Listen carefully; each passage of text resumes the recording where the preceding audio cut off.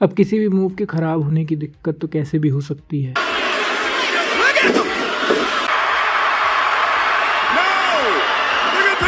पर आज हम देखेंगे जिसमें अपोनेंट ने जानबूझ के सामने वाले के मूव को ख़राब किया, उस पर कोऑपरेट ना करके।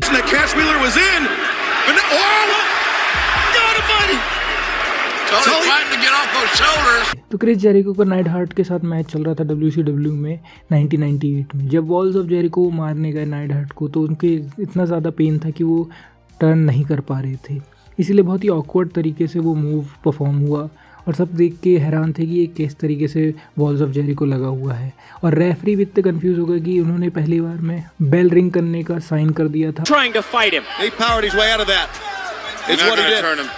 लेकिन बेल बजी नहीं और मैच कंटिन्यू हुआ। फिर से वॉल्स ऑफ जेरिको लगाने की कोशिश की उन्होंने, फिर से बेल रिंग करने का ऑर्डर दिया,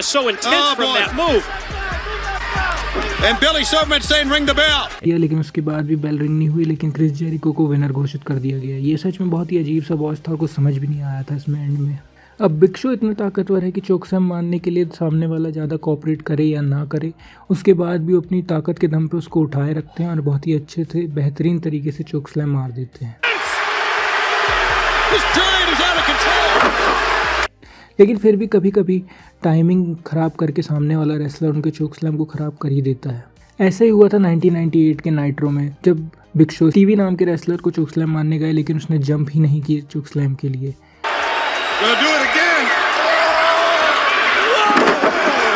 और ऐसे ही हुआ था एक और एपिसोड में, जब वर्जिल ने भी ऐसे किया था कि वो भी जंप की टाइमिंग सही नहीं जमा पाया था। लेकिन बिग शो सच में बहुत ताकतवर है, उन्होंने वर्जिल को भी ऐसे ही अपने दोनों हाथों से उठा लिया था और फिर उन्हें चोकस्लैम मारा।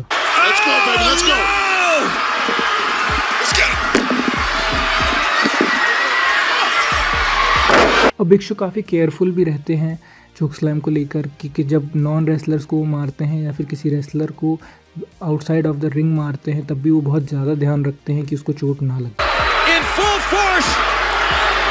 अब चोकस्लैम के लिए कई रेसलर बहुत ज़्यादा बॉच कर चुके हैं ना जंप करके, और ऐसा बहुत फेमसली किया था हुल्क हॉगन ने अंडरटेकर के मैच के साथ।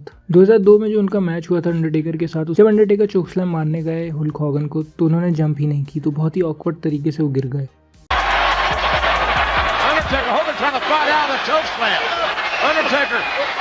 उसके बाद दूसरे ट्राई किया, दूसरी बार भी उन्होंने ऐसा ही किया और कोऑपरेट नहीं किया, क्योंकि इसमें उनकी बैक पहले से इंजर्ड थी हुल्क हॉगन की, तो हुल्क हॉगन ने बहुत ही ज़्यादा अपनी बैक को सेव करने की सोची और मैच की नहीं सोची। यही एक मूव है पावर बॉम्ब। अब पावर बॉम्ब को भी मारने के लिए दोनों ही रेसलर को काफ़ी कोऑपरेट करना पड़ता है, वरना सामने वाला रेसलर पावर बॉम्ब मार ही नहीं पाएगा या फिर वो बहुत ही अजीब लगेगा।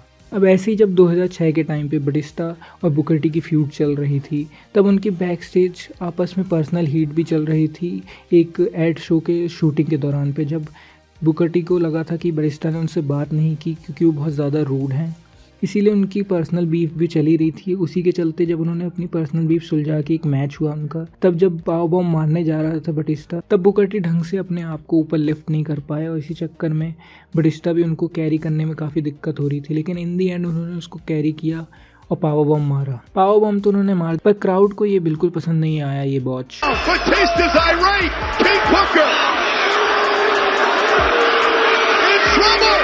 अब पावर बॉम्ब की बात हो गई तो सिड विशियस को हम कैसे भूल सकते हैं। तो शॉन माइकल और सिड विशियस का एक एंगल हुआ था 90s के टाइम पे, जबकि सिड विशियस ने बिट्रे किया था शॉन माइकल को और उनको पावर बॉम्ब डिलीवर करना था। पर सिड विशियस की जो टेक्निक थी वो बहुत ही ज़्यादा अजीब थी, इस चक्कर में जो साइज़ था शॉन माइकल का वो कुछ ज़्यादा ही लिफ्ट हो गए थे और जंप करके नीचे ऑकवर्डली गिर गए। फिर उन्होंने दूसरी टेक्निक मारी, उसमें जैसे तैसे करके सीधा सीधा वो गिर गए।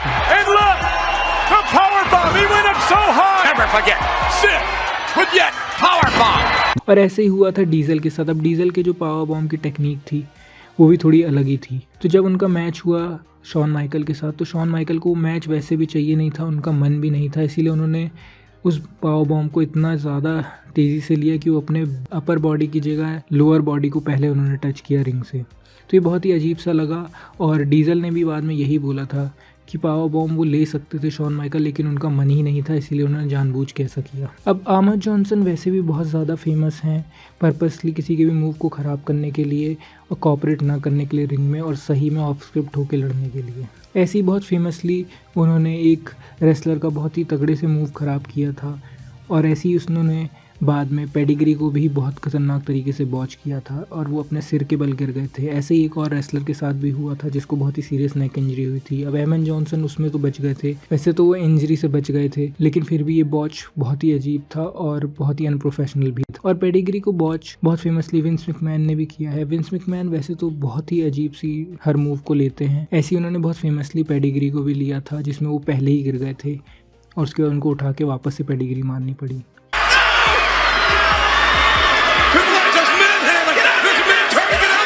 अब विंस मैकमैन का ये बहुत ही फेमस बॉच तो नहीं है, उनका बहुत सारे मूव को उन्होंने बॉच किया हुआ है, लेकिन बहुत फेमसली उनका बॉच तो आपको याद ही होगा जब रेसलमेनिया में उन्होंने स्टनर ली थी और सच में वो इतनी हिलेरियस थी कि आज तक की सबसे फनीस्ट स्टनर है वो।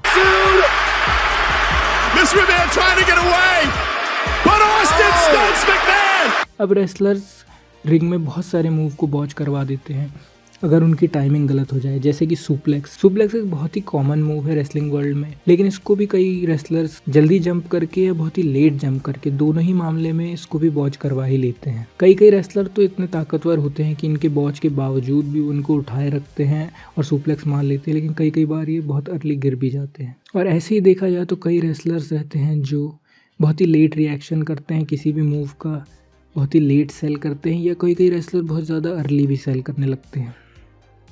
तो दोनों ही केसेस में ये बहुत ही ख़राब लगता है और बहुत ही बॉच्ड लगता है और जो फैंस रहते हैं उनका भी मज़ाक किरकिरा कर देता है। अब बॉचेस और डिज़ास्टर्स की बात करें तो DX versus brothers of destruction का मैच जो कि सऊदी अरेबिया में हुआ था, उसको कैसे भूल सकते हैं। अब अर्ली मैच में ट्रिपल एच इंजर हो गए थे, पेक्टोरल मसल को इंजर कर लिया था उन्होंने। इस चक्कर में अब पूरी ही मैच में उनको एक हाथ से काम चलाना था।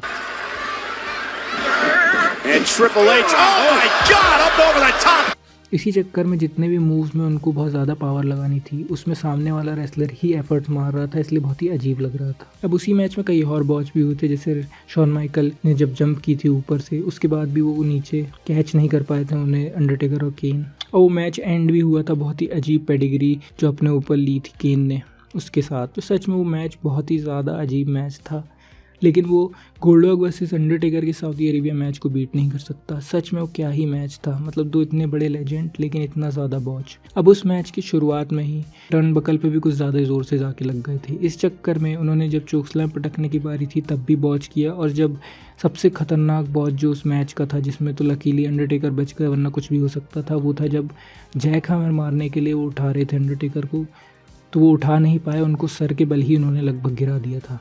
सच में ये बॉच सबसे खतरनाक था और इसमें सच में लकीली अंडरटेकर बच गए, वरना तो कुछ भी हो सकता था उनका। तो आपको ये वीडियो अच्छी लगी तो उसको लाइक करें, ऐसी और वीडियो देखनी है तो मेरे चैनल को सब्सक्राइब करें और कमेंट सेक्शन में बताएं आपके क्या थॉट्स हैं। Thank you.